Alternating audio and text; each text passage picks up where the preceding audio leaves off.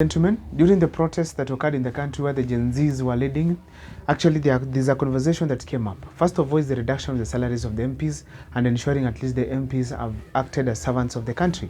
But considering what has been happening, it has not happened. But there's a point that I realized from the Gen Zs and millennials, then I went ahead to research about it. This is the issue to do with the CDF. Now, and the proposal that was there among the Gen Zs is that the CDF to be scrapped off. First of all, before I proceed, do you guys support the scrapping off of the CDF? I went ahead to seek clarification from the Gen Zs and millennials on why they feel best that the CDF should be scrapped off. Now, before I dissect on that video, can if this is the first time you're watching our videos, make sure that you subscribe, like, and comment because that's the best support you can always give this channel. Let me dive into that conversation. Now, CDF came as a result of Kibaki's government, where we had people taking development to the people in the country. And actually it has been working very well, but considering what has been happening, it is true that people have been getting richer and richer, particularly the MPs, from what is happening. So the argument from the Gen Zs and millennials is that the MPs are getting rich because of the CDF. They decide the contracts the people are given, they decide what is being constructed, and as a result, they get rich and rich and rich because of that money. It's a huge amount of money. When I look at this, when the MPs voted against the finance, in support of the Finance Bill 2024, most of them, simply because there was about 50 billion that was acted to the CDF funds. So I generally feel they had a reason because their kitty was going to increase. If this money was not benefit the MPs in any way, probably they could have even scrutinized the Finance Bill 2024 properly before voting yes. But now they decided to go ahead, of course, and because they knew there's amount of money that was coming into their docket. Now, why are Kenyans rejected this? Why are the Gen Zs proposing this serious decision that it has to be made, which is scrapping off the CDF from the MPs? Now, I listened to some of them and they have very serious arguments. They want the MPs not to be systems in the country. What do I mean by that? In that they are given money to run an entity of development, and in this thing they decide the kind of development they are giving the people of Kenya. And this is they were arguing in the basis that these are duplication of roles. Why is it so? They gave me an example of the works that the MPs can do with the CDF. One of them is the building of classrooms. They said that this money can be taken to the Ministry of Education, and then being oversight through the serious oversight by the MPs, this money can construct classrooms to the entire country. And all schools will equally get classrooms and facilities the way they require. This money is huge. If it's given to the Ministry of Education, it can, and properly done, it can do a lot. Another thing they argued is this: the school buses. An MP can buy a school bus, as from CDF.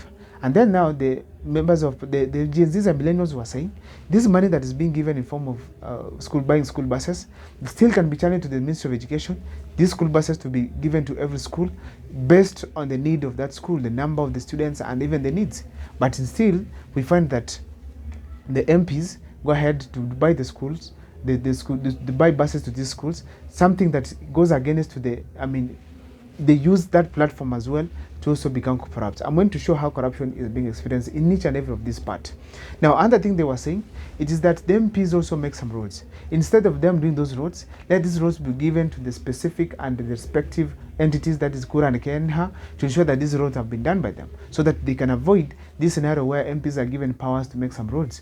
Now, why were they proposing that MPs not to carry out this development project back in the grassroots? First of all, there's the issue of one man, one vote, one shilling.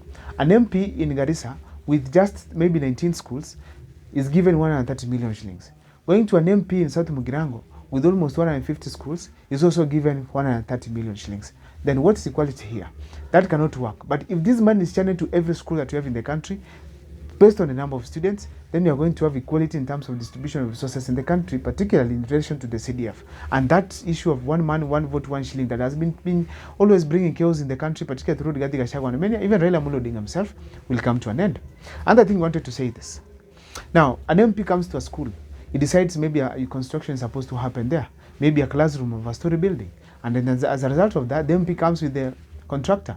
This contractor, the agreement that is made between him and the MP, it's upon them. So you realize that they can decide to inflate the price. And as a result, Kenyans can lose about 3 to 5 million shillings. When that happens, these 3 to 5 million shillings could have paid so many, more than 100 students could have received huge amounts of school fees, and actually the education system could have been smooth in the country. But in real sense, you find this money is pocketed by the MPs. That is the reason as to why we are seeing this lavish lifestyle, huge cars, so many houses, and nobody's talking about them. Another thing they talked about is this. A principal can even decide to say we have a problem, a shortage of our labs in schools. But the MP comes and says, show me the place to be built. They come, steal the contract and do it. To some extent, they even agree with the principals, and then principals can inflate the prices of all these constructions in the country. If a construction costs 12 million, it can be inflated to 15 million. As a result, they divide some money between him and, of course, the principal. And what happens in this kind of a scenario? Huge amounts of money of about 3 again to 5 million is lost, and you realize as a result, you find students are still suffering without school fees, because even the bursary itself that is being given to these students, it does not reach to all students. It does not meet the needs of these needy students in schools. So you realize that still Kenyans are losing money in form of corruption through these MPs that we're having in the country. Now, it didn't end there. Now, when you realize that a road is being constructed, you realize these people decide the contractor that's coming there. How do you prevent this person from inflating the price of that road? So therefore, you find these MPs still taking huge amounts of money from Kenyans in form of development.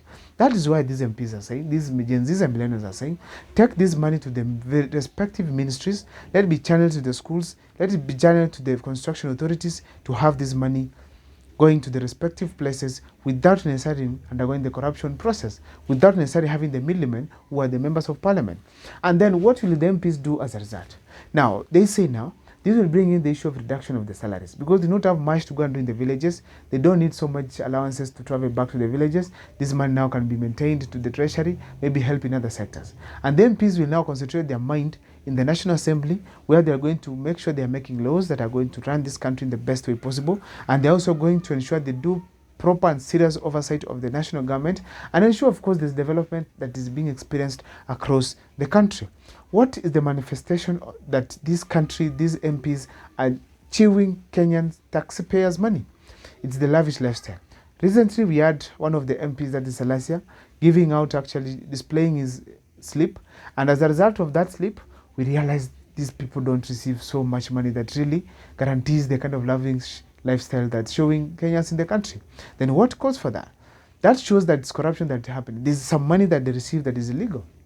And that is basically from the CDF, the majority of them use. So therefore, we say that is not right. Also, this money is going, channeling this money, removing the CDF is going to help at least we have equality in terms of distribution of money. There are some MPs in this country right now as we speak. I don't want to mention names, first of all, because I have not authenticated the information. They have so much money at their disposal to do development projects in their respective constituencies.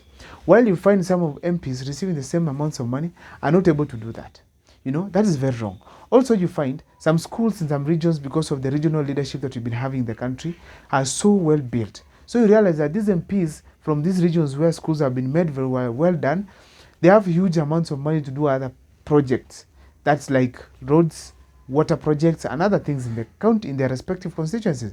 While those MPs whose schools have not been made because of the regional balance in terms of leadership, because they've not had a president, or maybe they have not had a prime minister, or maybe they have not had a deputy president or vice president, their schools are not well done. So you realize that these people still need huge amounts of money to do schools, yet they should do roads and other projects. That is very wrong. You also go to some other regions, like now in some regions where Moya has been a president for many years, roads are tarmacked. Now you realize that the money they get in other regions where the MPs are making roads, they don't have an issue with roads. They can channel their money to even bursaries and have so much huge amounts of money going to bursaries, and like other regions where you find people getting 3,000, 5,000, maximum 8,000 shillings. That is the equality we are fighting, the Gen Zs and millennials are fighting, by saying let the money that is being given to the MPs be scrapped off and be taken right to the ministries, the respective ministries, and the MPs to do their oversight role and making laws to ensure that this money is not lost. If you have an alternative opinion, kindly, if this is the first time you're watching our videos, make sure that you see your comment on our comment section. That's my video there and there. Kindly keep following for the videos we do here, and please don't forget to subscribe. My name is Abel Mukwa. See you next time for other more videos.